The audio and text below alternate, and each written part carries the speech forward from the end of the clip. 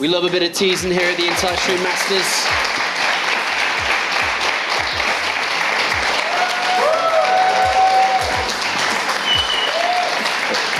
I think it's all for God. Like I said, maybe it got drowned out because of the clapping, but we do love a bit of teasing here at the InTouchStream Masters. That's why Rotterdam's here. Welcome to the desk again, boys. A lovely purple shirt. Thank you, I had a purple one on yesterday, I think it was. Purple is a great colour for these shirts. Especially on you, Sean. It really brings out your eyes.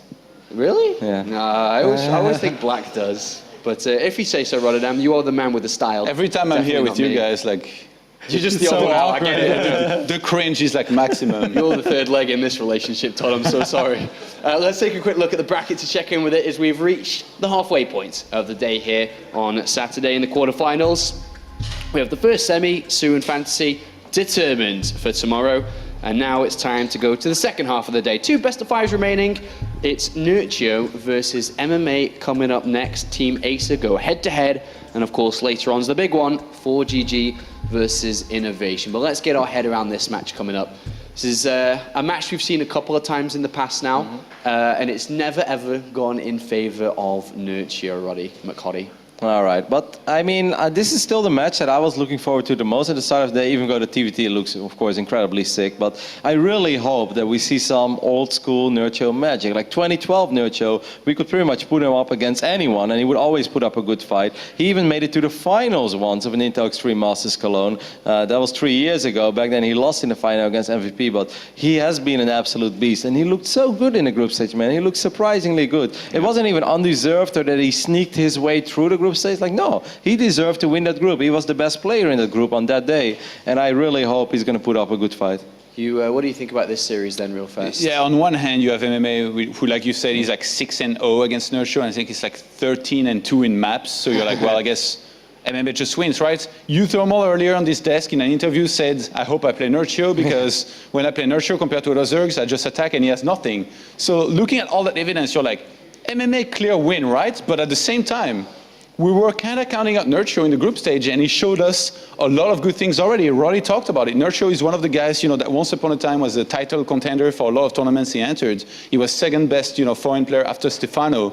And he definitely has some fire in him. He's already showed it in this tournament. So can he find that again and beat MMA? It's going to be hard, but it might be possible. All right, well, we'll see if the possible can come true here. Let's talk a little bit about MMA then. So MMA, he's played in multiple InTouchStream Masters tournaments. This is his 4th one, actually. He's been a 2-time semi-finalist, which is a great record to have in the InTouchStream Masters. And he's 1 step away from getting another one. But in this tournament, he hasn't looked the best. And in his recent results and recent couple of tournaments, he also hasn't looked the best, and that's then reflected into his current standing in the WCS ranking, his recent finishes in tournaments.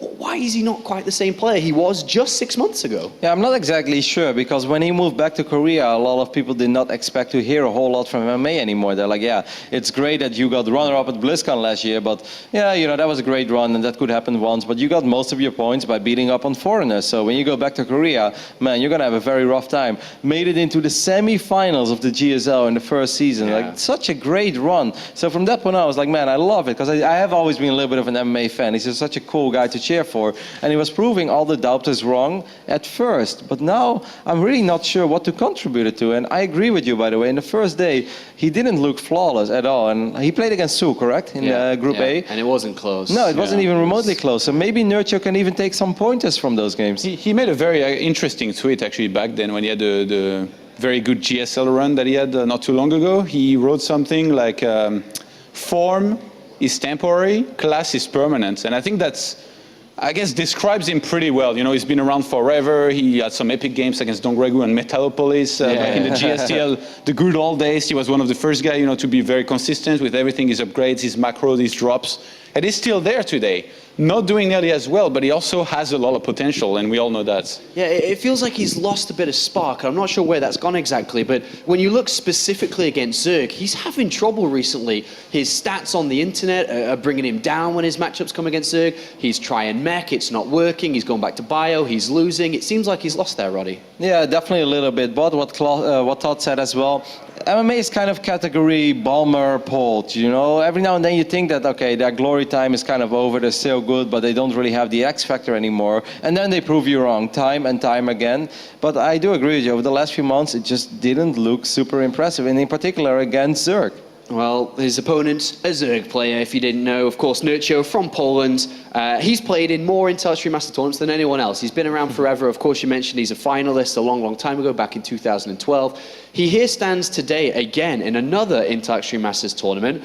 And to be fair, didn't have a lot of hype around him coming into this tournament. But when we actually saw him play, he kind of just said, "Hello, do you remember me? I used to be one of the best in the scene." And even in the interviews I conducted with him after, he said, "I actually still consider myself one of the best. I don't know why everyone thinks I'm not." It goes back even further than that. Most people did not expect him to qualify. Nerchio qualifying, making it through those European qualifiers that are often pretty damn stacked. Because, of course, as soon as you qualify for an Intel Extreme Masters, that's guaranteed prize money. And Cologne is also such a convenient location that pretty much every single European wanted to be here. So they all signed up for the qualifier, and he made it through. That was already surprising on its own. And then in Group D, he looked great. And yeah, I like it when Nerchio is still a little cocky, a little arrogant, because he has all the right to be so. He has won over $130,000 playing StarCraft. Not many foreigners can say that. And he's had a bit of success in Zerg vs Terran in the past. He's won tournaments on it. He's had high finishing results on it as well.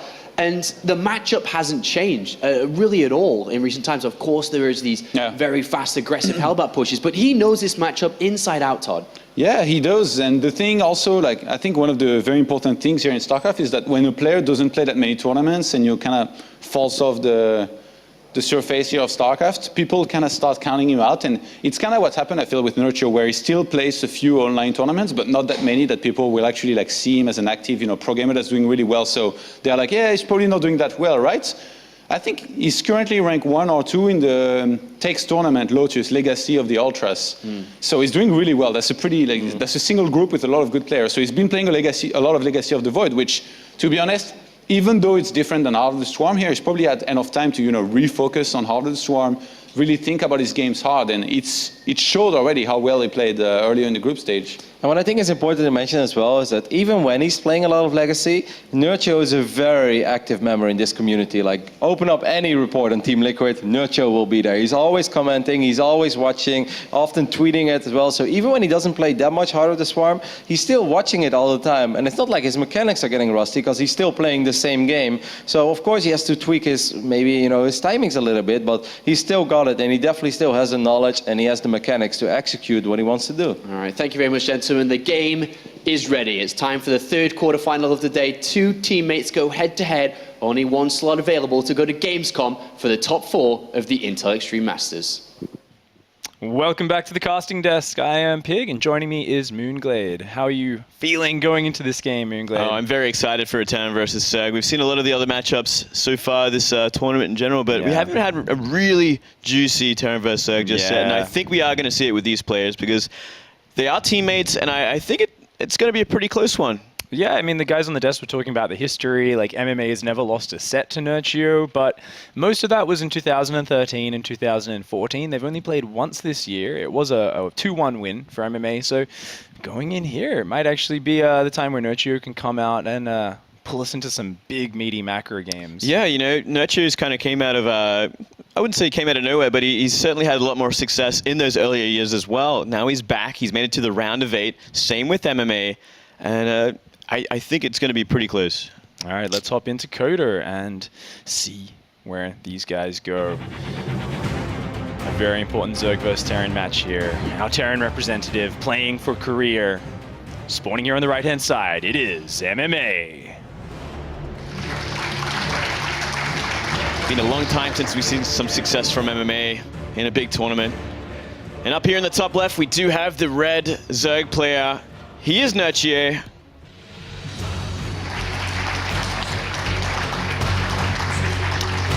Two players that have been in the scene for a long time. Nerchio up there, as stable and focused as ever. Always looking very calm and in control when he's playing on the stage. Definitely some of the most experienced players we have here in StarCraft 2 as well. Both coming around near the start and both having a lot of success, especially in their regions. For MMA, as they were saying, he wants to get back on top. He had such a great, fast start to the year with that top 4 finish. Last year was fantastic, runner-up at BlizzCon, but I think this is one of his opportunities, with some early kind of knockouts in Season 2 and 3 of Star League and GSL. He really wants to come here and show what he's made of once again. Yeah, he certainly took a pretty big break this year. After that initial GSL run, he kind of took a step back. He didn't find the success he had. Certainly looking at this as a big opportunity. So we see these builds start to unwind. We are seeing a pretty standard sort of Reaper opening and just a hatch first. Yeah, very good choice on this map for both players. The Reaper opening being quite strong as the Reaper can hop up that ledge into the main bases from very early on. And, going for that hatchery first, very typical so far. No sort of early pull first build. Nerchio actually following up with a 15 pull, so he's gone for a slightly faster one. He knows that MMA is such a good micro player, so he's going to make sure he's got those Zerglings out plenty early. That's right, and it is Nerchio after all, and if one thing we have seen, yesterday in previous matches, he's a very safe opener. He's never really taken many chances. With his build orders, he wants to take it to the late game. That's where he's always, kind of swinging towards. If he can get there, he's in the most comfortable place he can be. Oh, look at this. Nice, very safe play from Nerchio. As you were saying, the drone coming out right at the timing to check, is there a proxy barracks out here? Are there any SCVs or Marines coming in right now? He's just being completely safe because he knows MMA. MMA in the past has found a lot of success against Zerg by mixing in those 2-racks plays. 2-racks, proxy Reapers, a lot of cheeky play does come from MMA, and Nerchio just looking for that peace of mind early game so he can, try and transition later and later and get to where he needs to be. I like how Funker just showed us the command center. MMA actually opted to put that on the high ground, maybe expecting some early Zerglings out of a pull first build. The Reaper is now going to come in, actually getting quite a bit of damage done on these drones. He's going to pick up one drone kill. Very, very nice to start the game. Kind of a surprise as well, it's usually kind of unheard of when you see these build orders, especially when you see the timing of that spawning pool, that a drone would go down from just a single Reaper opening. A little bit of an error at the start from Nerchio. MMA microing impeccably here with this Reaper. Does pick up another Zergling kill as well. This Reaper doing everything it wants to do. Putting pressure on the Zerg, forcing him to be distracted from his macro, and just being as annoying as possible while gathering all the information. He's staying in the main base because he wants to spot, are you mining gas? Are there any cheeky plays you can try to do here? And even forcing more lost mining time on those drones. And every kill he gets, or at least every piece of damage he does, every building he forces to be made to save the drone, it's kind of getting into Nerchio's head just a little bit. It can be a very frustrating start to a series, especially if you're dropping drones to a single Reaper harassment. We can already see the third Queen isn't out very fast, but a really nice catch there with the Zerglings from Nerchio. MMA getting a little bit too cute. He really annoyed Nerchio a lot there, and guess what? Because he was so distracted, we didn't see it on screen, but Nerchio forgot to pull his Overlord away from the natural. MMA ran down there with his 4 Marines, sniped that Overlord down, and that supply blocked Nerchio. So we can see, look at this, he's got so much money and he's just stuck on 36 supply, just delaying his droning. And these little edges MMA is getting are looking very promising. Yeah, frustrating game to start things off for Nerchio, but he doesn't seem like the kind of person that's going to let it get to him, at least after one game. So we do see Link Speed finish up here. He should be pretty safe against any sort of Hellion aggression, at least on his creep, though that creep is still in its very infant stages in terms of coming out into the map. Only one Creep Queen and only one Tumor active. Nerchio feeling threatened here, feeling like he's a little bit on the back foot, is going for that fast spine crawler there. And because that early Overlord died, keep in mind, Nerchio has no idea what's going on in MMA's base. If we look at his vision, he sees absolutely nothing here. Or for all he knows, there could be a big Hellbat attack coming, there could be Banshees, and this puts Nerchio in the awkward position of having to prepare for just about everything. Yeah, when this is actually the worst kind of place to be as a Zerg player at this stage of the game. Is it going to be 3 command centers? Is it 2? Is it a 2-base timing? Is it a mine drop with Marines? You just don't know until it actually starts to get onto your creep, starts to move onto the map, which you do not have any map vision of, apart from these Lings running by. Absolutely. The Zerglings, though, did spot the medevac coming, and they are running into the undefended natural. There was no complete wall yet, forcing a lot of lost mining time, forcing the Hellions to return home. Meanwhile, that medevac is boosting towards the main base. It is going to be heading in there. More Zerglings are on the way, but they're not out just yet.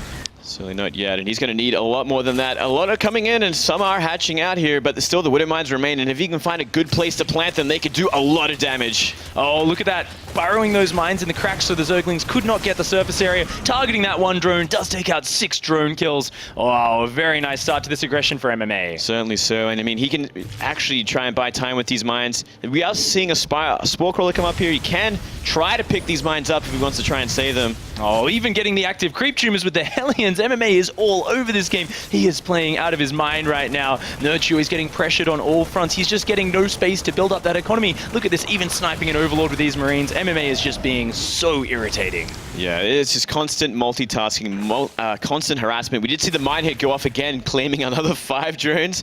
Absolutely ridiculous, incredibly tilting as well for Nerchio.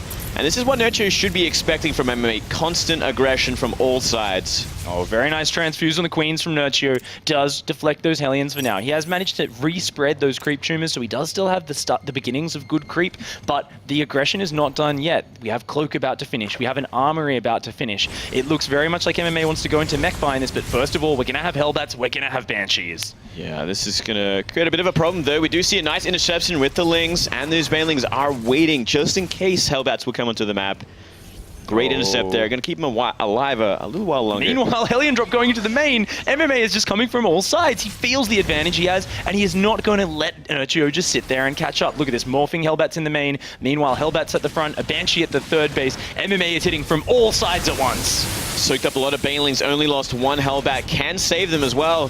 Very nicely done. As well as this complete disruption of the third base with this Cloaked Banshee. Oh, back at home, we see multiple factories being added on for MMA. More Banshees and Hellions are rallying across the map. The pressure is not letting up yet, but his third command center is already finished. MMA is making that transition, and because he's done so much damage here, Nerchio is in a lot of trouble. The Queen's coming in to defend, does manage to snipe down that Banshee, relieving a little bit of the pressure.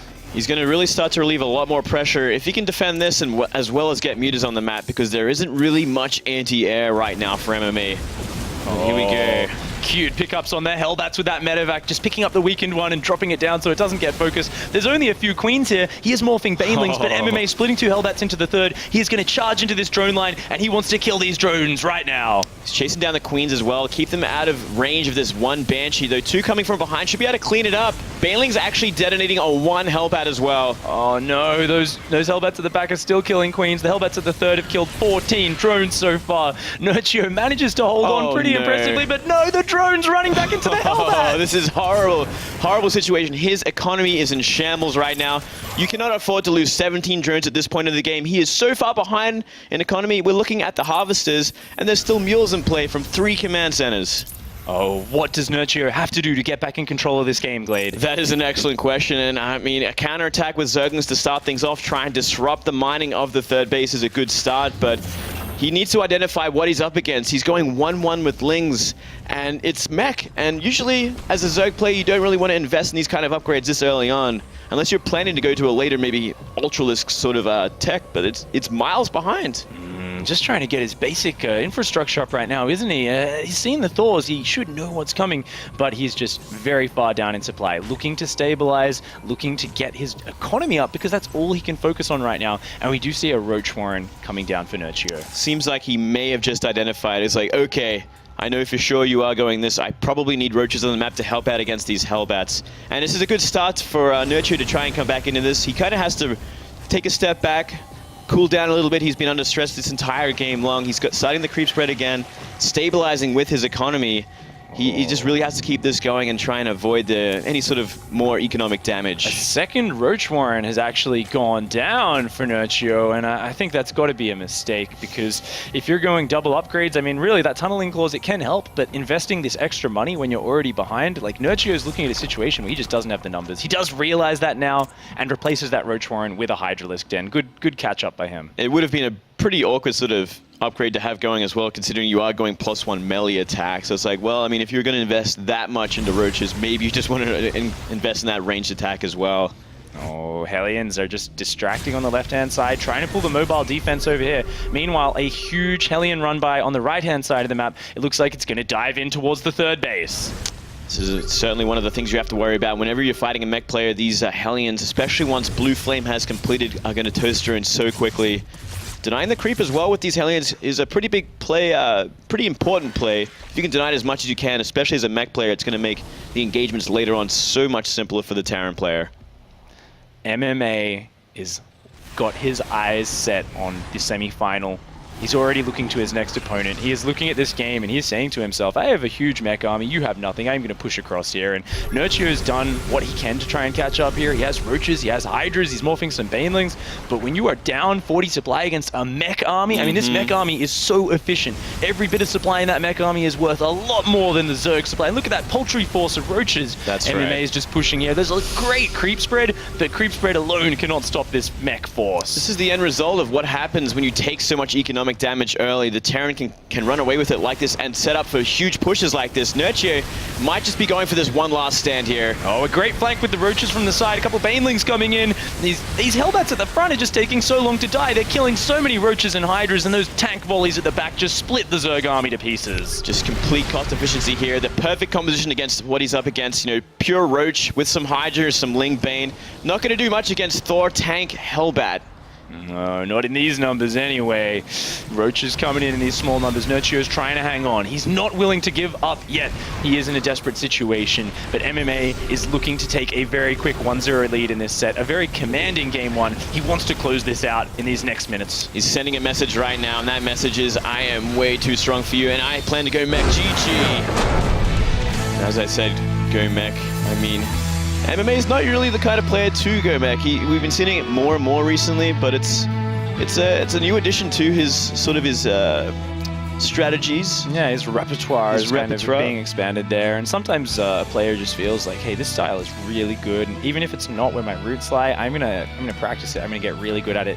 MMA's been playing it in the other matchup as well. In TvT, the other matchup where it's viable. Right. I really look at that game that we just saw as Nerchio being a little bit slow off the jumping block, like a little bit slow to start off the race, losing a drone early on, even though he caught that Reaper eventually, he lost so much mining time. It was annoying him, forcing delays. He forgot about his Overlord at the natural, it got sniped down. And from there, it just felt like he would have needed to play a really crisp, clean game and almost outplay MMA from there. But MMA showed as soon as there was like that weakness and he had that little bit of extra room, I feel like MMA spiraled out of control and he just had too much leeway to multi-prong. Yeah, when you kind of have that control of the game as a Terran player and you are doing that economic damage, it gets very comfortable. He's looking very confident. I mean, it is only game one of a best of 5, so you can't read too much into it from both players. Very important to stay calm at this time and focus on that second game. Don't want to let it run away from you just yet. MMA's had his ups and downs in his career, and he wants this tournament to be a new rise in his performance. He wants to do really well here. Let's hop into the next map on Terraform and take a look at what he can do. Spawning up here on the top left-hand side of Terraform, we have our Terran representative from Korea. It is MMA.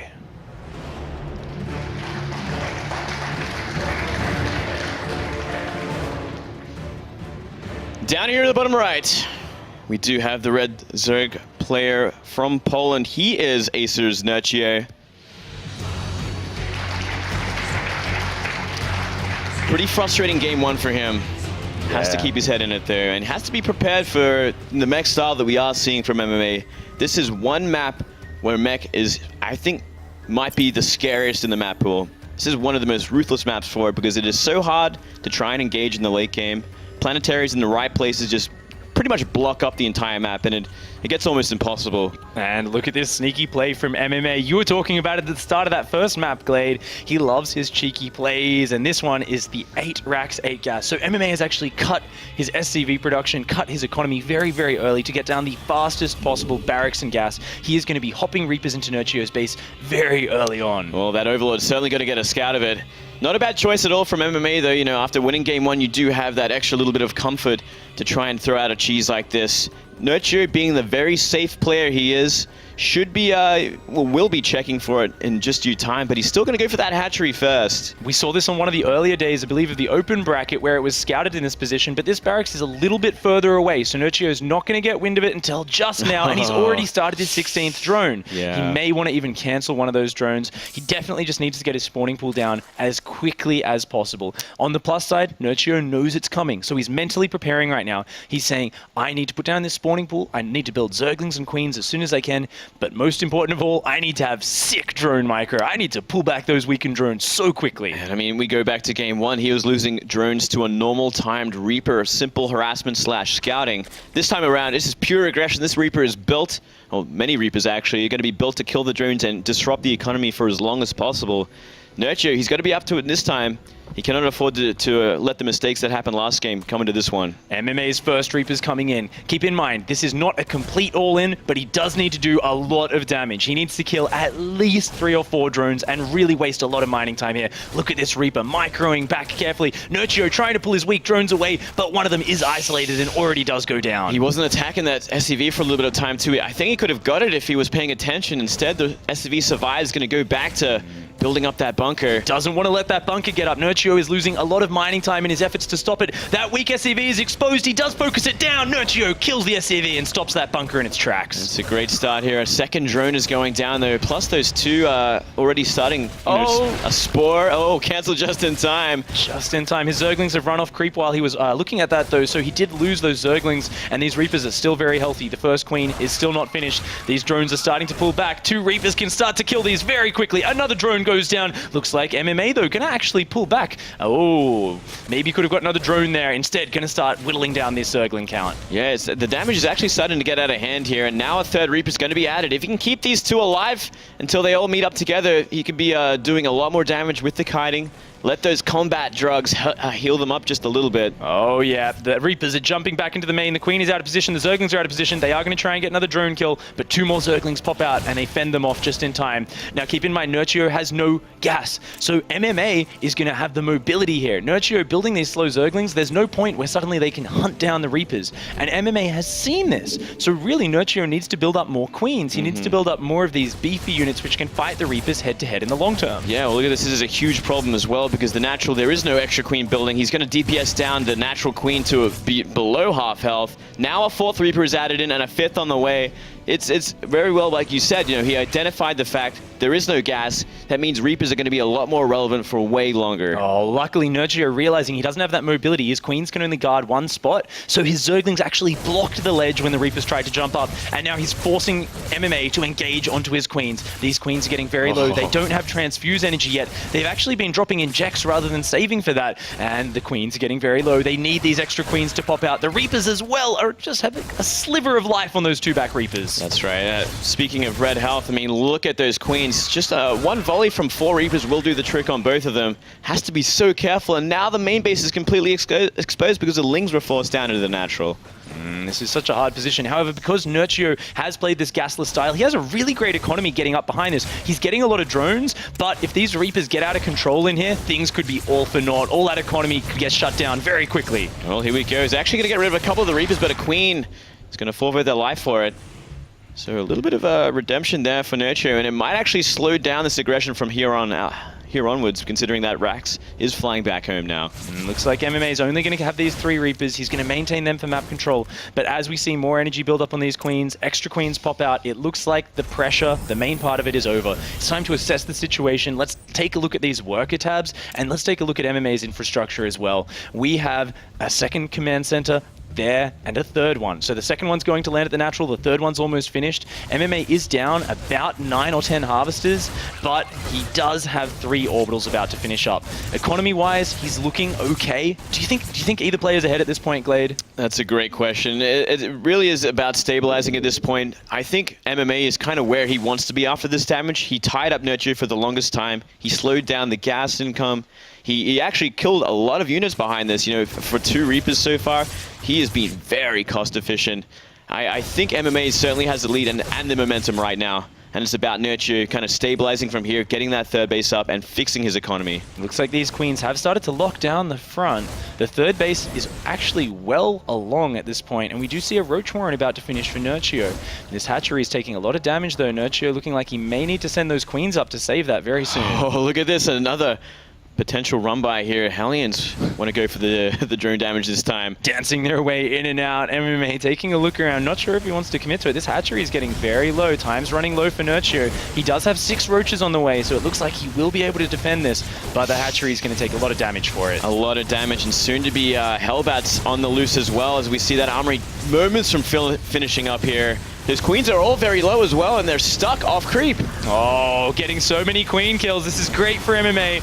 Really nice trade-off there. Does a good amount of damage, and he does keep 5 Hellions alive for map presence. Well, MMA continuing to apply the pressure, but it looks like Nerchio is going to throw out a bit of a wild card here. Nidus Network. Where can he throw it, though? You know, he doesn't really have any vision on the map at all, and with this Viking denying Overlords, it's going to be very tricky to find a good Nidus location. Gonna need to see an Overseer. This Overseer, this is the guy whose mission it is to spot for that Nidus. He needs to find the hole in MMA's vision and drop that Nidus worm, at which point we'll see Nerchio flood out roaches and lings. That's his plan. First of all, though, MMA has plans of his own, coming in with this Hellbat attack. Well, it's going to be ambitious considering how many roaches are now on the map. This actually might even give away the style and the strategy of what Nerchio wants to do, and if that didn't, this Medivac just might.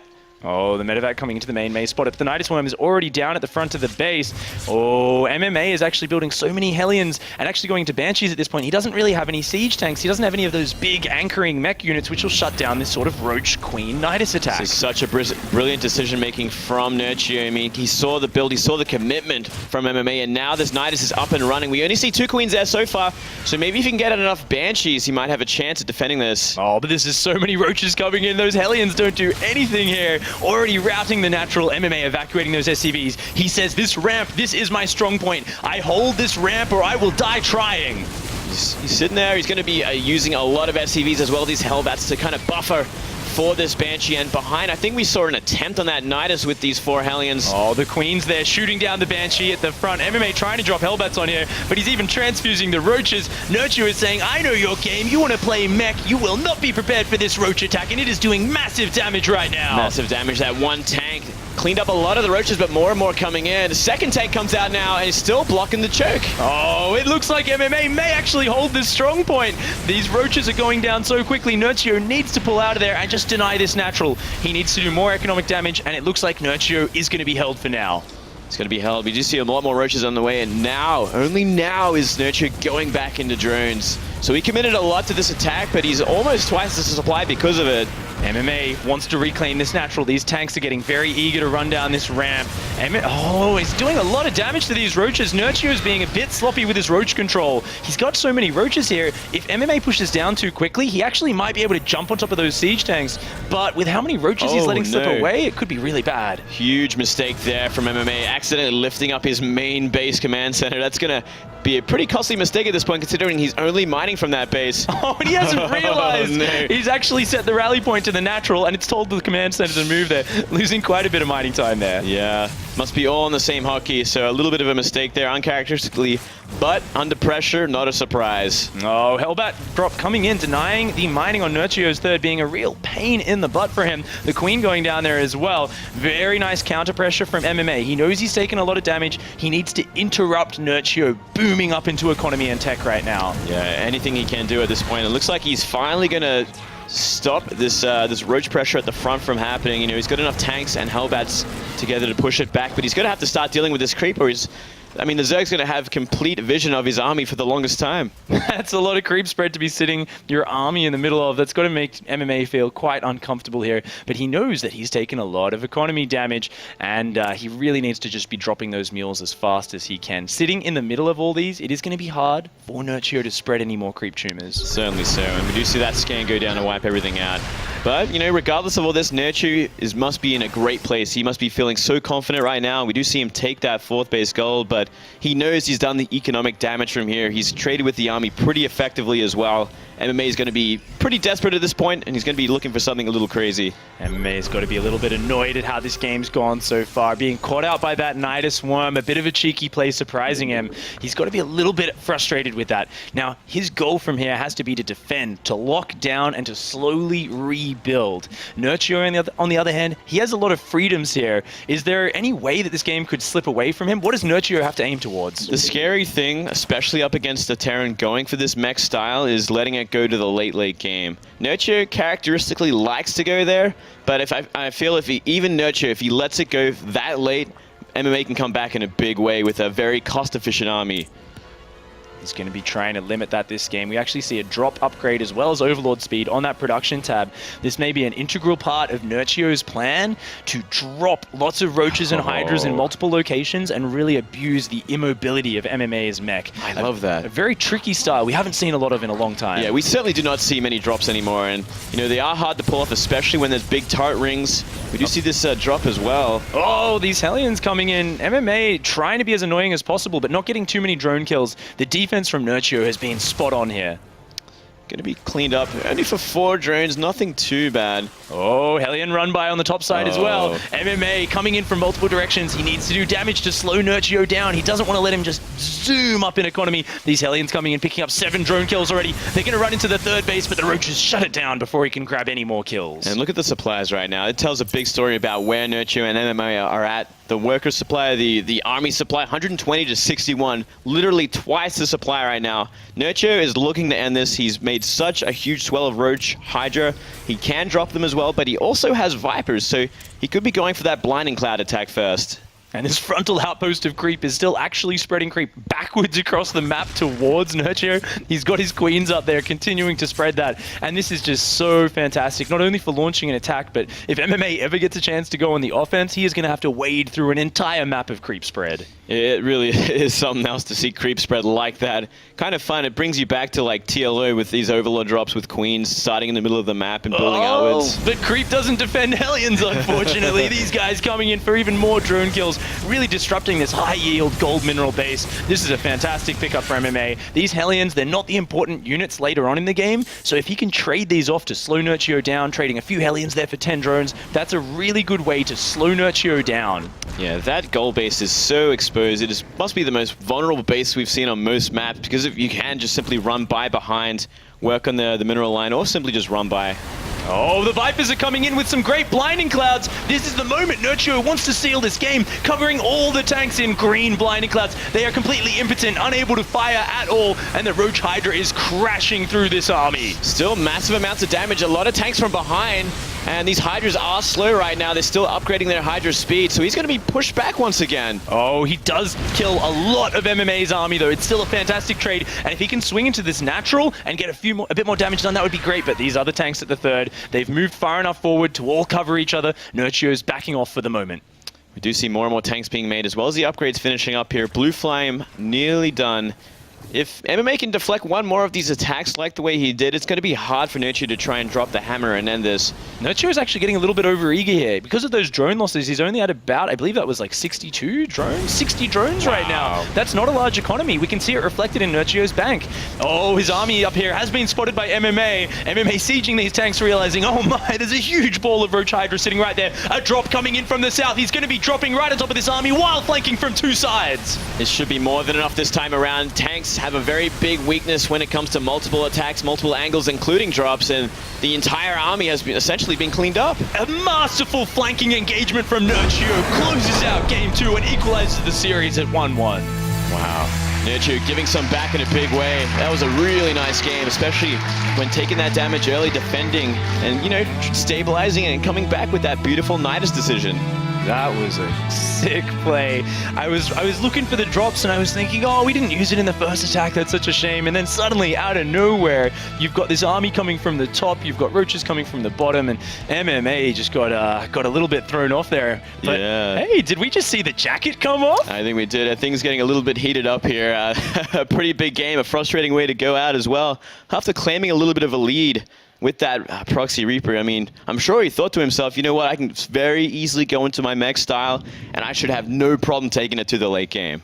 Masterfully done. Nerchio, on the other hand, I have to commend that early game. It was like messy. It was hard. It's so hard to hang on against that, especially when you opt for that gasless option. I think it's like the manliest way to actually defend that, where you're like, I'm not going to build a spine and I'm not going to take gas. I'm just going to defend with like slowlings and queens. And sure, he took 4, maybe 5 drone losses, but he was building drones in the middle of the aggression. Like, he was really towing that line of greed, and I just think having that level of execution, I mean, after a little bit of a sloppy beginning beginning to the series, he came in that one just really beautiful form. Yeah, that confidence of being able to defend like that is something else as well. I must wonder, like, what if it was like something like a 2-rack sweep or beyond that? You know, what if MMA went full all in and just got the craziest amount of Reapers out? Then things become a little bit more complicated for Nerchio, but I'm sure he knows MMA better than most people. May have been able to read into that. MMA there, looking like he's trying to collect himself a little bit. It's always this moment where you can take a really commanding game one, and sometimes you can get a little bit ahead of yourself. Maybe just be slightly careless, and maybe MMA is a little bit frustrated that he missed that Nidus Worm. There was that moment actually where the Medevac kind of skirted just around the vision. So close. He's probably going to watch that replay later and really shake his head in disappointment. Yeah, it must be a bit of a blow to his confidence too, because of these guys' history and how in favor it is for MMA. You know, he's won, what was it, like 15? I think it was like 13. 13 of the last 15 series. It's like, that's a huge number coming into this match, and to drop the second game like that, evening things up, he's got to be a little nervous now. Yeah, he's actually never dropped a series, only a couple of maps to Nerchio right. here. So Nerchio's got he's looking to get that monkey off his back right now. First of all, he's got to defeat this guy, though. Spawning in the bottom left-hand side of Cactus Valley, it is MMA.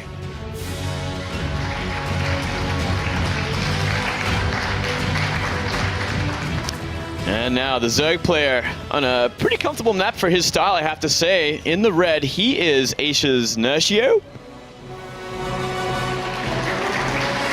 Asia's Nerchio? A little bit of a question there. Yeah. I am Nerchio. Well, I mean, Cactus Valley. We could have a look at the map to start things off, because it is such a big, beautiful map, especially for the Zerg race. You have a lot of space between your opponents, much easier to get your bases up, and much less likely that you are going to suffer to any sort of early aggression, especially from proxies. Spot on. It's really hard for the Terran to do that. Of course, lately we have actually seen in the Korean scene a couple of people doing some cheeky 11-11 double proxy racks in the middle of the map at the Watchtower, but it doesn't look like that's MMA's plan this game. Now, in terms of the spawn locations, Glade, is this a good spawn location for Nerchio? I think cross-map probably would have been a little bit more favored, but, you know, this certainly isn't one of the worst ones. He'll probably have to go for his fourth if we're looking that far into the game, up to the north of his main base, which is quite a distance away. Most of the times he'll always want to try and expand as close as you can, but never towards the Terran player. So he could be worse, but he should be able to make do with this. Interestingly, we were talking about the possibility of that proxy racks in the middle, and Nerchio is just playing so safe. We saw him send the drone to the middle of the map. He's coming home now. Nerchio is saying, I'm going to sacrifice a little bit of minerals because I know you're a cheeky guy, MMA. In the past, you've 2-racked me many times. I'm not giving you that opportunity here. Certainly not. Just playing that safe game as we expect.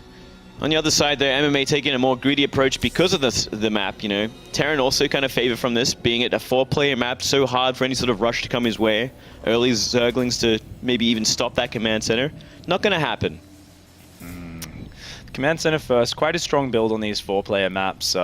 Something we see a lot of lately. I am very curious about MMA's mindset right now. I just really wish I could see inside his head. Is he thinking Cactus Valley is just a great mech map? We saw him do it against Sue the other day. Do you think he would actually throw mech out again? He seems to be the trend we are seeing with MMA in this matchup currently. I think, yeah, I'm almost getting that sense that he thinks this is the best way to play right now, and he's done it the last 2 games. I think he's going to keep doing it.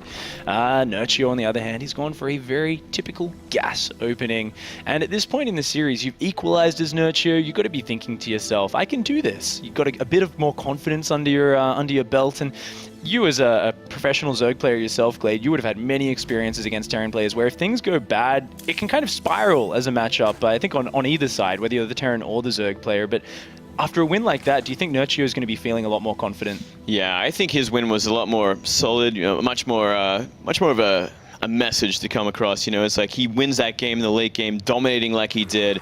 He must feel a lot better about it, and it might actually, you know, stop MMA from actually being that aggressive. You know, being too overly aggressive might actually make him retreat a little bit, go back into a macro game where it's going to be even better for Nerchio. Oh, 4 Zerglings coming out nice and early.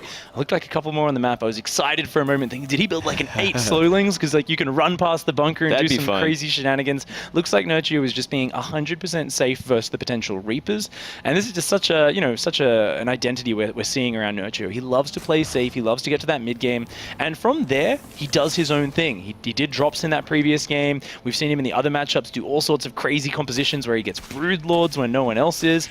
And I think he's just very much comfortable if he can get to that mid-game phase. It's always something I really appreciate when you do see a player, especially at these times when StarCraft's being figured out pretty solidly for quite a while now, that they have their own ideas and they have their own styles. We usually see that in the form of like the best players we have in the world. They always bring that little bit of extra, a little bit of something different. And Nerchio, he still has that, which is great to see. Adding on a couple more gas guys is Nerchio right now. A little bit curious to see where he's going with his build order. I think we will see a lair start up in the main base in the next couple of seconds, but it's a little bit hard to say exactly. Yeah, it looks like probably a 2-base Muta build with some very fast gas, so probably a big wave of Mutalisks he's looking to get out the moment his Spire finishes. Yeah, much more of a traditional style in this matchup and something that's very much the norm in the current meta. You get out that 2-base Muta very quickly, means you have map control, you have potential for damage, and you can take your 3rd and 4th base much easier. On MMA's side of the map, we do see that he's added that fast 3rd command center at the natural, and now a double engineering bay, I believe in the back of his main base. So that's actually the most greedy build you can do as a Terran player. 3 command centers, off a command center first, then your upgrades before any extra barracks, and only marine production. This is actually very vulnerable to something like a Roach Baneling attack, and that's why we see MMA looking for that information with his scan, and he sees extra gas geyser, a lair, and he says, I don't think there's anything dodgy happening here. I feel completely safe with my options this game. He certainly made the right choice for this kind of matchup and this kind of build order matchup. And I actually am very excited for this mid to late game because this is probably my favorite sort of Terran versus Zerg. Muta, Ling Baneling up against, the bio style, bio mines. So explosive, so much attacking on the map, and it really comes down to pure macro more than anything else. We can already see MMA's actually cut Hellion production. Oh, look at these Marines denying scouting. Once again, we actually do find Nerchio a little bit stuck in the dark. He still isn't really sure what MMA is up to. He does have an Overlord coming in here, spotting that 3rd command center, gets that vital information, so he can relax a little bit and say, okay, let's focus on drones, let's focus on economy. And that gives him a little bit of freedom, because otherwise he's worrying about all these early Hellbat attacks, right? But now I feel like Nerchio can feel very relaxed, maybe up until about the 12-minute mark when he can expect some medevacs entering the fray, and I guess that's when the Terran really starts to want to push back the creep. Yeah, certainly. It really becomes that timing, but look at this, a huge run by into the natural as we just say that. And this is not looking too good at all, Pig. Oh, getting 5 drone kills already. Make that 10 drone kills. The Queen's coming in. The drones are getting stuck on each other. These Queens trying to block. They do block the Hellions. The Hellions are starting to slip out. The drones are running back. The drones are panicking. 13 drone kills, and 2 of the Hellions do get out. A really nice pickup for MMA. However, on the other side of things, the Zerglings from Nerchio killing a couple of SCVs and Mules and doing a lot of damage to the orbital. I'd say a win there for MMA, but Nerchio doing a little bit of counter pressure. Yeah, a little bit of counter pressure would have been a lot more if he actually got that orbital. Now that it's down below 700 HP, he's got to start to repair that, or that could be very vulnerable when the Mutalisks come out. Certainly a lot of momentum in MMA's favor after that too. That is like some real critical damage this early on in the game. Really slows down the Zerg from getting that 3rd base up and running. The Ling Bane army they want on this time of the map, so they can jump on top of a Terran army if they want to start denying creep. Oh, really nice defense there from MMA. And these Mutas, the first Mutas are coming in, but they're running into Marines, almost losing 1 Mutalisk. Nerchio needs to be so careful. There's actually, I don't believe there's turrets in the main base, but he's going straight to the 3rd here. The turrets are only just going down. Nerchio expected there to be turrets, so he went for where he thought there'd be a weak spot. But MMA actually was being so greedy here, and Nerchio is missing out on his opportunity to get damage done to that SCV line. Not finding anything just yet. He does kind of have map control because of these Mutas and all the scouting he'll ever want for at least the early part of this mid-game. Not looking for a 4th base either, kind of just fixing his economy after that huge Hellion run by, trying to get out the upgrades he needs, as well as the Ling Bane on the ground. Baneling that's actually very late as well, only just finishing now, so his Baneling speed is going to be incredibly late. Oh, MMA has been relatively untouched this game, and keep in mind Nerchio did an incredibly safe build, right? 2-base muter, you don't really have the room to lose those drones, whereas if you've done one of those fast 3-base builds, sometimes you can lose 10 drones and it doesn't even matter because you're just pumping units out, you've got so much lava, and we can see that reflected in the supply now, right? MMA with the untouched opening, as greedy as possible, up at 125 supply, all his reactors are kicking in, his second factory is kicking in, he's starting to push out on the map, and Nerchio is only just kind of getting into his Zergling production phase. I really feel like Nerchio needs to hang on and take very good defensive fights on creep to get back in this game. At the very least, you know, upgrades are going to be even when the engagement becomes, but I'm just worried about that army supply because we do see that double drop coming into the back. Banelings are waiting though, but if he drops on Banelings, he will be very cost efficient as well, and there you go. Oh, really nice move from MMA. Banelings on their own cannot defend Marines when they spread out like that. This drop already doing huge damage. The army's pulling back, and at the same time, MMA is pushing into the third here with a huge squad looking like he wants to focus down even more drones. Everything is falling apart for Nerchio here. The spine crawl is moving up to the third base, but MMA has already killed a lot of drones, wasted a huge amount of mining time, and he's going to evacuate most of these units. Yeah, he traded very efficiently as well with the army. So great play from MMA, and he's doing his standard sort of MMA style, constant aggression, multi-prong attacks, and he's really riding that momentum from here, and that's what it's all about with Terran at this part of the game. Constant aggression, you know, keep the Zerg on the back foot, keep trying to do the damage you can until you have the upgrade advantage, the army, a composition advantage. Oh, even focus firing the Mutalisks up here. 2 Mutalisks go down. The medevac is just wasting more time. And because some of those muters are out of position, guess what? MMA is pushing the southern side of the map again. Gonna hit this natural one more time. However, the Zerglings of Nerchio are in position this time. Widow Mines, though, they are active. Hitting actually the Mutalisks, very smartly done from MMA. He is so on point with his targeting. Oh, that brutal Widow Mine shot just as he evacuates, kills a whole big ball of Zergling Baneling. It's like they were all trying to play touch the Widow Mine right as it was locking onto their faces. That was horrible. Really great hit for MMA. You know what? As a Zerg player, I'm sure you feel this way too, Pig, as we look at this game. So many things that have happened in this series so far make you want to pull your hair out. MMA is so good at playing this very aggressive, frustrating style. Nerchio is just always one step behind here. We see 2-2 versus 1-1 upgrades. This is such a strong point for MMA, and there's going to be a full minute and a half before Nerchio can equalize those upgrades. Oh, we see another double drop coming in on the top, as well as a big army pushing on the south side of this map. How does Nerchio split up his units? He's so far behind on supply. Yeah, he really is running out of options. What does he choose to... What's his priority right now? The fourth base or the creep on the left side around the natural and the natural drones? He's got so much to worry about. He's making Morling and Bane, but he's got to split his army up very effectively and take these good fights. Trying to get an infestation pit down for an eventual hive transition, but when you're on 125 supply this late into the game, you've got to just focus on right now. And yet another Widow Mine shot, taking out a couple of Banelings there. A very powerful move from MMA. Oh, look at this. Nerchio is just struggling to deal with a single double drop up here, even though it's the only attack right now from MMA. His maneuverability is something, is phenomenal right now. It's exactly what we expect from the old MMA, but it's great to see it once again this time, this day and age. You know, he is really putting it on. Really getting a lot of damage done there, buying a lot of time. Meanwhile, the creep on the southern side is beginning to recede, and a huge army is moving in here. There's not a lot of Widow Mines in here, but Nerchio just doesn't have a lot of stuff. Ooh, a couple of really good Baneling hits there. Actually getting a very nice trade, but MMA seems to have an endless horde reinforcing this. Yeah, he's got to split up a little bit better than that. And he's got to make sure those Marauders are in front to try and at least absorb some of the Banelings as well. But, you know, the parade push has begun, and with a 40 supply lead like this, it's going to be a hard task for Nerchio to stop it.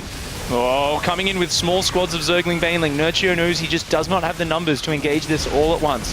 The only way he can fight this is if MMA gets over-eager, comes in a big clump, and the Banelings do work. Oh, looks like we actually see one last big engagement, at least for Nerchio, with his current army as off-creep essentially. Oh, so many Marines surviving that engagement. The Marauders at the front are tanking, and Nerchio is forced out of that game. One step closer to making it to Gamescom tomorrow. One more game for MMA. Rubbing his chin there, he feels like, there we go, that's more like it, that's what we've been planning. And interestingly enough, we were talking about how we think he's just going to keep going mech, changing it up that game. The mind games, man. And that really messes up with the Zerg players' ideas, right? If you can assume what your opponent's going to do in a game of StarCraft, you can really mentally prepare yourself, you're looking out for the tells. But once again, that game, remember MMA, he was denying scouting. He did a really greedy build, which is a bit different to his aggressive openings in the previous games. So he's changing it up completely and then doing a completely different mid to late game style. Yeah, he's really on point with his aggression so far and his mind games. And Nerchio, he's going to have to go into this next game and just, change things up again. Think about what he has to do, how he has to handle this. Will Nerchio be able to bring it back? Don't go anywhere, guys. We will find out right after this short break.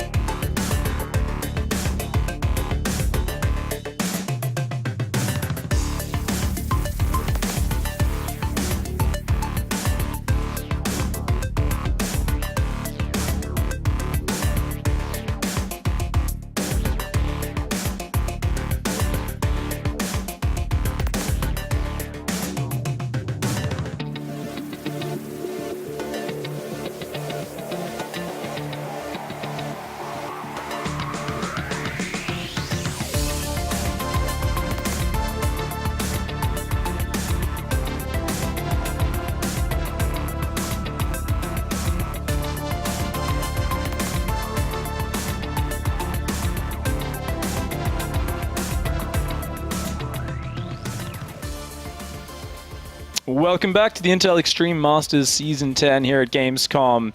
I am Pig. Joining me is Moonglade. We have just witnessed a few really cool TvZs. A bit back and forth this series so far, Moonglade. Yeah, constantly. I mean, it was really fun to see how it's turned out so far. MMA really showing some interesting styles. I love that he switched into Bio in that third game, completely throwing off Nerchio, and he just such impressive plays. He has such great control, which has always been one of the big things for MMA.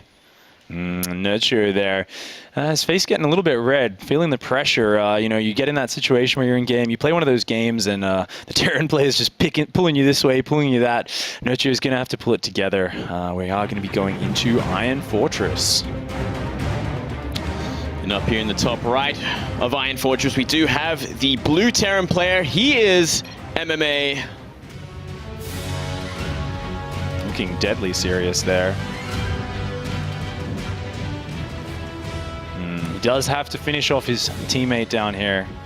This guy from Poland representing Acer Esports. It is Nerchio. Yeah, MMA's been surprisingly serious so far this series, this whole series, and like before, like his persona, the way he was acting, he didn't really want to smile at the camera, didn't want to wink or do anything crazy. He was completely focused. He was lasered in on this game. He knew what he had to do. He knew it wouldn't be an easy one either, especially up against a teammate like this. It's always hard when you're playing against a teammate. You don't want to show too much signs of elation when you're winning. You don't want to kind of rub it in their nose.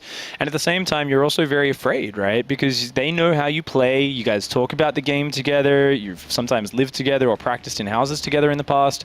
There's always this fear that this teammate of yours, your friend, your buddy, is also the guy who knows your weaknesses and knows how to exploit them. Always. It's always a problem. And it's an interesting sort of thing to worry about with a game like StarCraft, which is based on like a 1v1. It's never really a team game, so it's quite unusual that there are teams out there. It makes sense for practice, but beyond that, it can be a pretty complicated relationship. MMA here opting for that nice fast command center first again on this big 4-player map.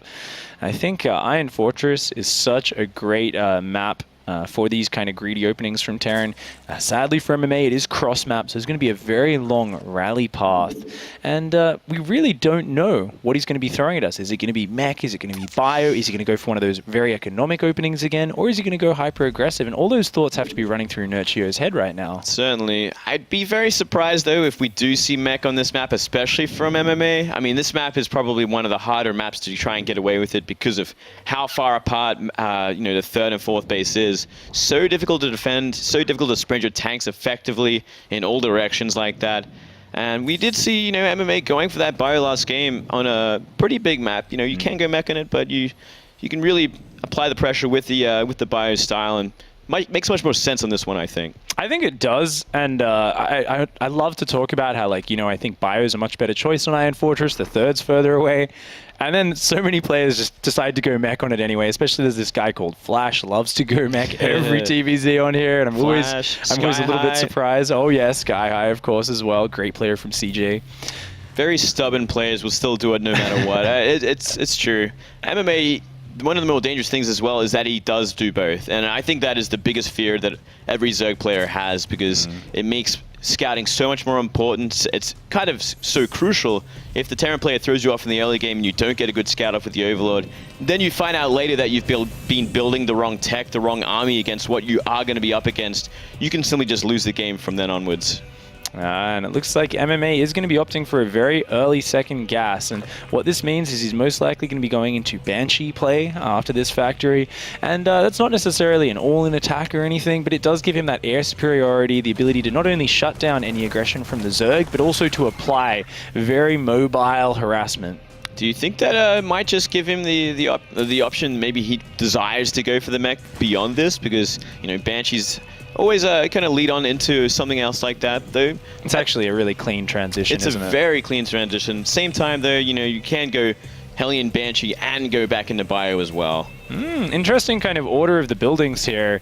MMA using the factory to build the tech lab. Looks like he is just mistimed that a bit, and it will swap over to build the Hellions. I thought he was about to start building siege tanks, and he does start Marines out of that barracks. I'm really curious what we're about to see here from MMA, because it's just a bit odd. It's a bit strange. We are actually going to see a tank, funnily enough. Do you think... Oh, okay. Tank drop. All right. Actually, if I think about MMA's recent games, if we go back to earlier on in the year, when he took out Dark in GSL Season 1, something he did on Deadwing, exactly what Funko was showing us there, is you can actually put a tank across here and it can siege the mineral line on the third base, just like he used to be able to do on Deadwing.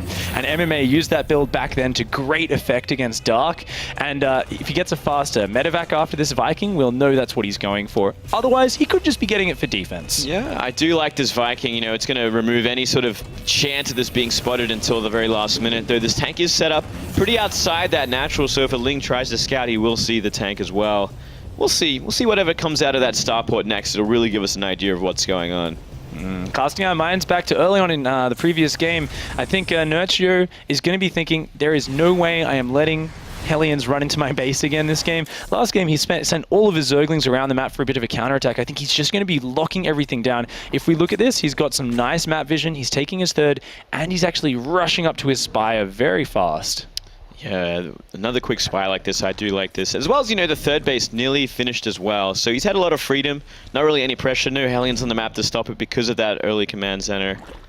Interestingly, a single medevac is in production as well as Hellions, so this can be a great way to execute this. If we see that medevac pick up that tank, it can start sieging that third base, and the Hellions can guard it from any sort of Zergling flank. Very curious to see if he goes for that.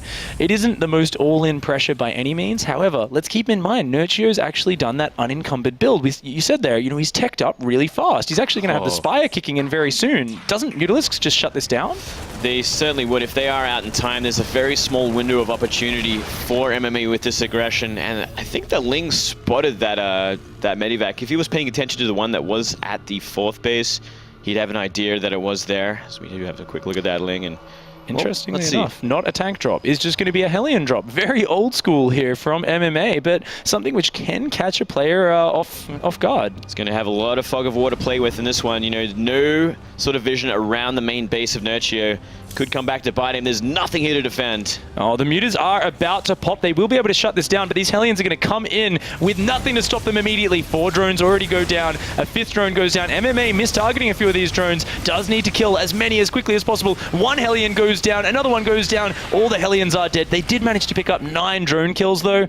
That was probably quite okay for MMA. I think that was worthwhile. It was worthwhile, if not only for the drone damage. The scout of the Mutas already out on the map. He's like, okay, I need turrets now. I need Widow Mines in position to kind of deflect them for now. And he's got to try and get everything off the map because Mutas are going to try and shut down anything they find. The Mutas are coming straight across here. The Vikings running home. MMA is looking to consolidate, make sure there's nothing left out on the map. And this gives absolute map control to Nerchio. We can see the unexpected side effect of this is the creep spread that is now flooding across that map from Nerchio. He has the freedom to do this because MMA is thrust back into a defensive stance. Yeah, complete map control and complete lockdown for the Terran player. You know, he has no vision he has no idea what's going on the map right now. He could be a 4th base going up, along with all this creep spread. He could be going straight into Hive. There's all the options in the world for Nerchio right now. It's such a hard place to be as a Terran player. He did find enough damage that he can follow up pretty effectively, and we are seeing looks like a double drop from one way and a single from the other. Can actually fly right over this Zergling here. It does change direction so quickly. MMA's reactions are so good. Not sure if Nerchio actually picked up on that. If we look at the minimap, the left-hand side is very bare of Overlords. Nerchio is only sending them out now, but they're slow Overlords. They're going to take a while to get in position to spot this. Now, keep in mind, though, just a couple of drops of medevacs, like, there's Mutalisks out. If they catch this, they could shut this down very quickly. Oh, I think they just might too. They're rallied into them. MMA's got to be paying attention, and he's not. Oh, he boosts right past, starts to drop the Marines. The Mutas know they can't shut this off right now, and because the Zerglings have pulled out of position to support the Mutalisks, this drop over here is actually in prime position to get a couple of drone kills and waste a lot of mining time. Not really finding any critical economic damage so far. A big trade here. Oh, that's actually enough Marines to fight this, I think. But the Mutalisks focusing down the medevacs takes away the mobility, takes away the real aggressive threat of those Marines. Very nice shutdown by Nerchio. It should give MMA the option as well to move his CC out into the map, take a third base as well, try and even up the economy just a little bit here.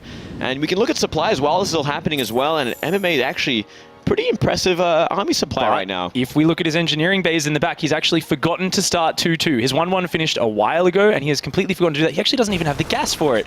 So he's actually frozen up on 1-1, and his upgrade advantage is starting to disappear, only just now remembering to begin that +2 attack. Looks like he is gearing up for one big hit on this third base. He's got a little bit of mines, but he's got to go through a lot of creep, which is the scary point here. 25 Banelings are morphing. Looks like Nerchio is taking this very seriously. A lot of Widow Mines in there, though, but with so much creep spread, Nerchio may be able to find the fight he needs. Oh, tank not set up either. This is a big mistake from MMA to be a little too forward with it. He's oh my gosh. Clean up everything. A tank hit on the back killed about 12 Banelings with one shot. That was absolutely brutal. There's only a few Zerglings and Banelings left here on the ground. There's a lot of Mutalisks in the air, but if there is enough Marines left, they can deal with this. Just enough Marines left. The Mutas should be forced back from here. Oh. And I think MMA is tasting that victory, maybe tasting that chance to go to to Gamescom tomorrow, trying to play in the round of 4. Oh, he's seeing victory is in his sights right now. He wants to take this 3-1 victory. Nerchio is struggling so hard. Oh, the Widowmine shot's actually friendly firing the Medivacs, but the Mutalisks only have a fraction of life left.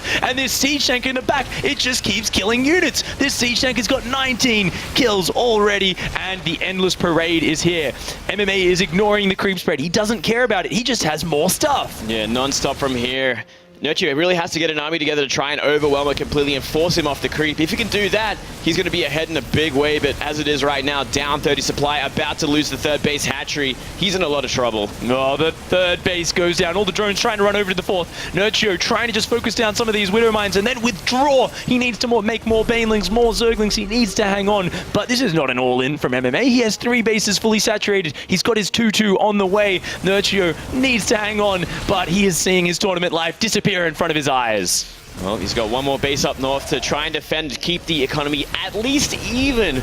But the army supply is the biggest problem here. He's coming forward once again with these Banelings looking for the hits. Oh, look at these splits from MMA, pulling everything back. The Widowmine shots, the spread, everything goes down, and MMA forces Nerchio out of that game, taking the series 3-1. Beautifully executed from MMA in that game. You know, he knew what he had to do. He applied the pressure early on that Hellion drop, building some momentum, slowing down the economy, and getting a good scout on those Mutalisks really helped out, defending them, deflecting them. And he built up that army so quickly. He had such an army supply.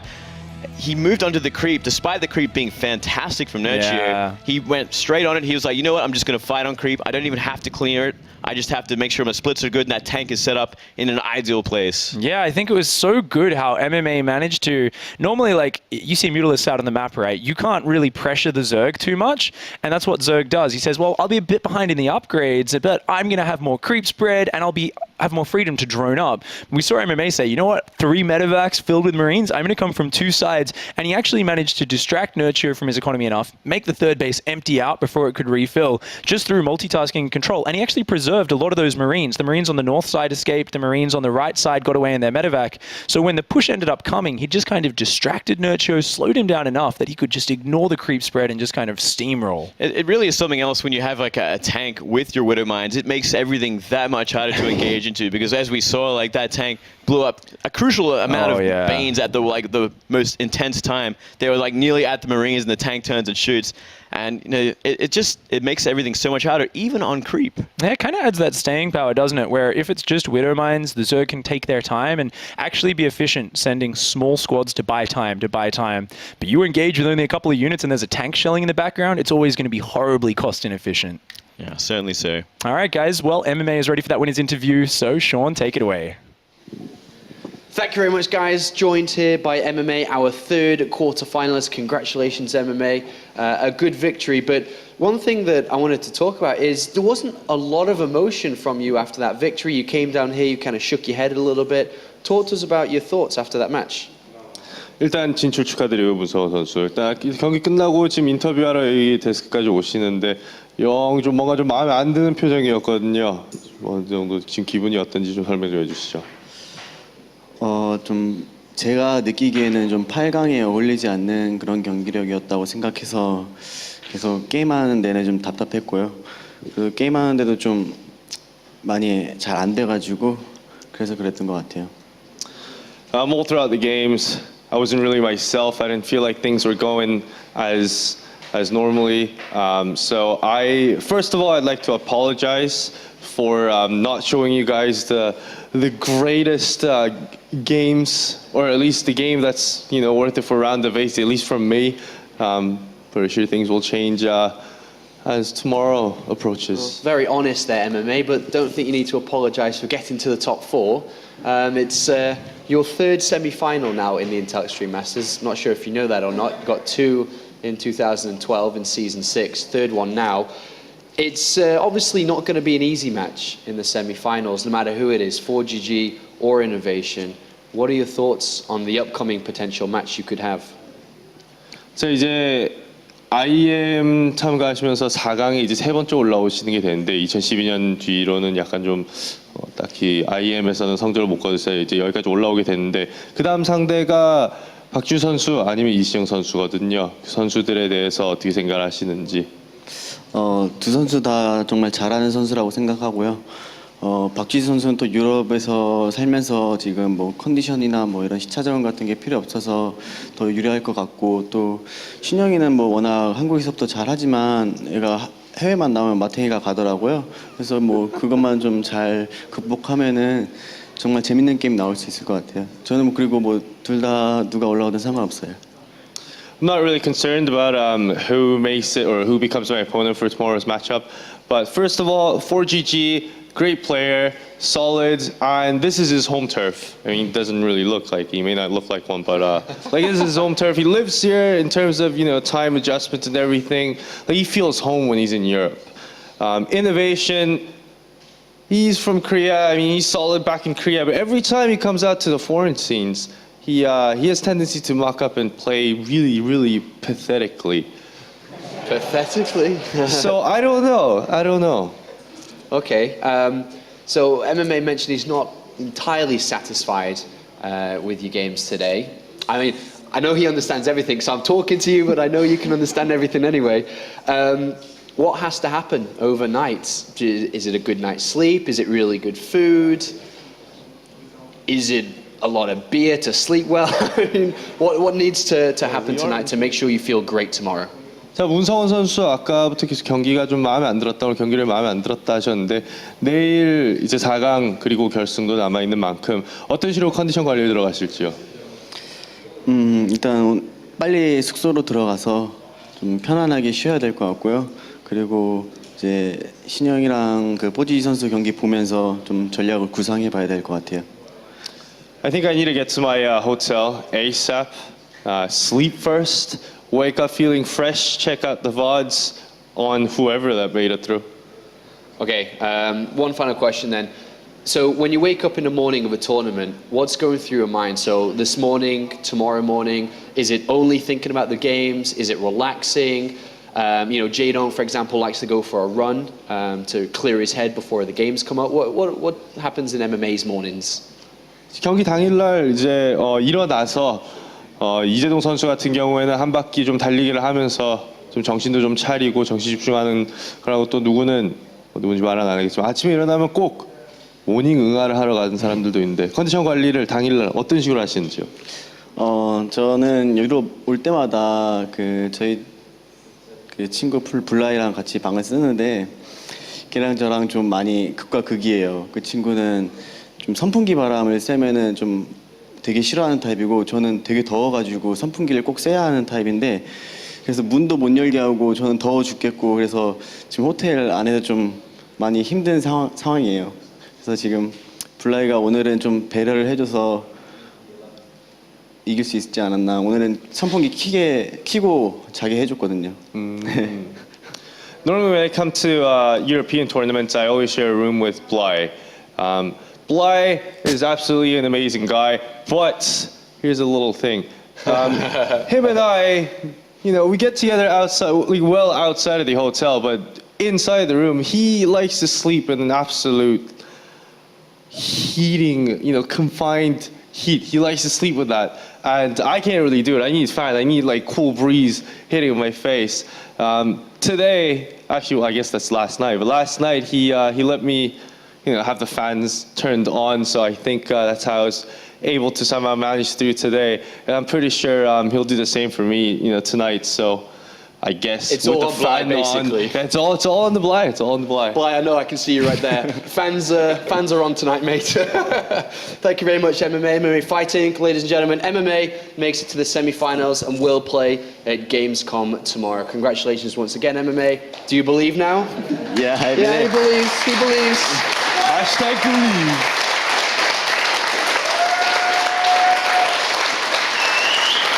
MMA.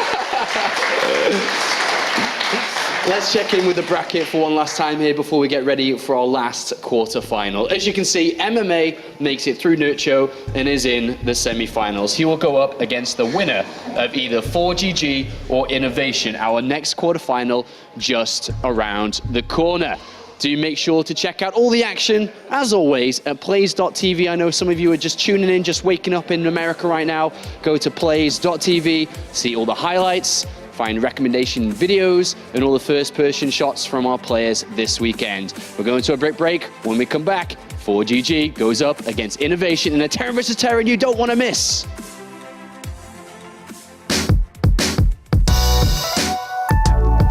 In the 18th century, Cologne became famous thanks to, well, cologne. In 1709, the first eau de cologne fabric was established by an Italian named Johann Maria Farin. In a letter Farina sent to his brother, he described the scent he created with the following words: "I have found a fragrance that reminds me of an Italian spring morning, mountain daffodils and orange blossoms after the rain." The most famous original eau de cologne is 4711, named after its location, Glockengasse 4711. It was also developed in the 18th century by Wilhelm Mullens and is therefore one of the oldest still produced fragrances in the world.